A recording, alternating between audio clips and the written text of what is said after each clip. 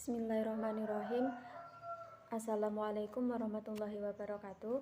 Kami dari kelompok 6 akan sedikit memaparkan mengenai populasi dan sampel pada penelitian kualitatif secara umum.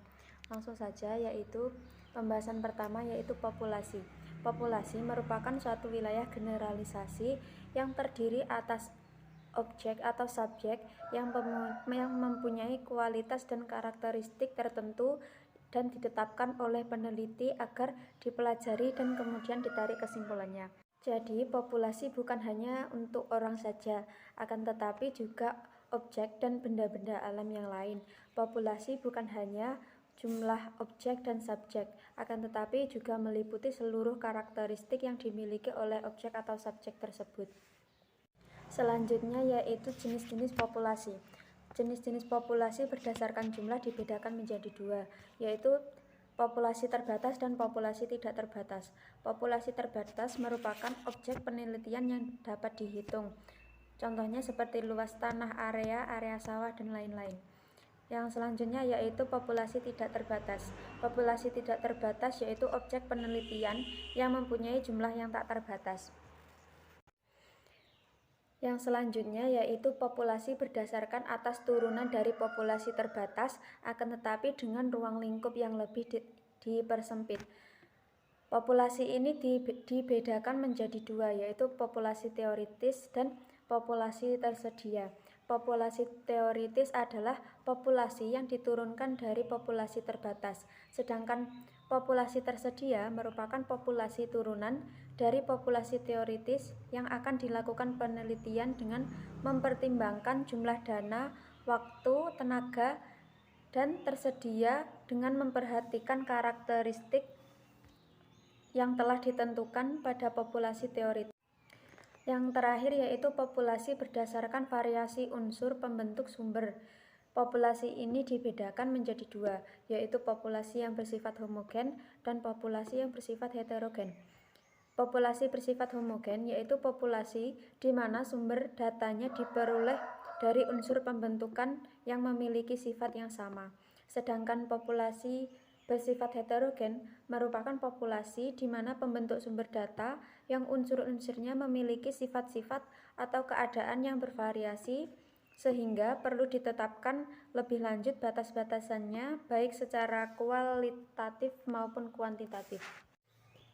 Selanjutnya yaitu sampel. Sampel merupakan sebagian dari populasi atau bagian kecil dari anggota populasi yang diambil menurut prosedur tertentu sehingga dapat mewakili populasinya.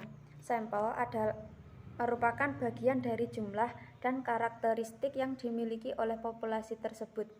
Apabila populasi besar dan peneliti tidak mungkin mempelajari semua yang ada pada populasi karena mempunyai kebatasan dana, tenaga, dan waktu, maka peneliti tersebut dapat menggunakan sampel yang diambil dari populasi yang mewakili. Sampel yang baik memiliki ciri-ciri. Yang pertama yaitu sampel dipilih dengan cara hati-hati dengan menggunakan cara tertentu dan benar.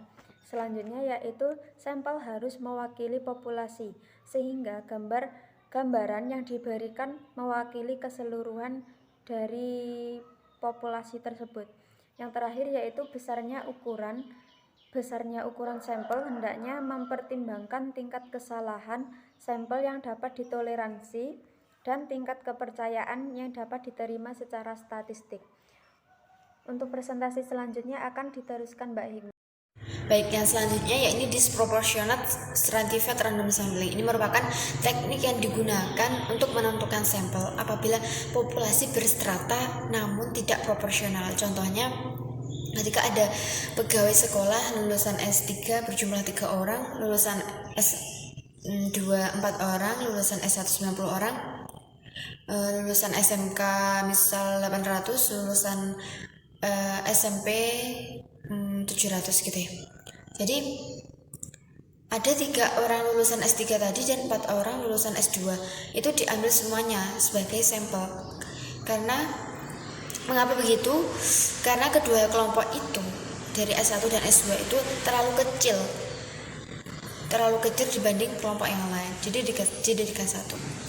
Jadi teknik ini merupakan teknik pengambilan sampel terhadap populasi yang berstrata namun tidak proporsional. Maksudnya anggota populasi setiap strata itu tidak proporsional atau tidak seimbang. Nah, itu tadi yang termasuk dalam probabilitas sampling. Untuk non-probabilitas sampling ini merupakan suatu pemilihan sampel yang dilakukan dengan pertimbangan-pertimbangan peneliti sehingga semua anggota populasi tidak mempunyai kesempatan yang sama untuk menjadi sampel dalam penelitian anggota sampel. Yang termasuk dalam non-probabilitas sampling ini diantaranya sampel sistematis, sampel insidental, sampel kuota, sampel proportion, sampel jenuh, dan snowball sampling. Untuk yang pertama yakni sampling sistematis merupakan teknik pengambilan sampel yang berdasarkan urutan dari anggota populasi yang telah diberi nomor urut. Misal jumlah anggota pegawai di suatu sekolah ada 100. Nah, mau diambil sampel dari ke 100 pegawai tersebut. Jadi semuanya diberi nomor urut 1 sampai 100. Nah, itu nanti bisa diambil sampel mengambil dari nomor ganjil atau nomor genap atau mengambil dari kelipatan bilangan tertentu.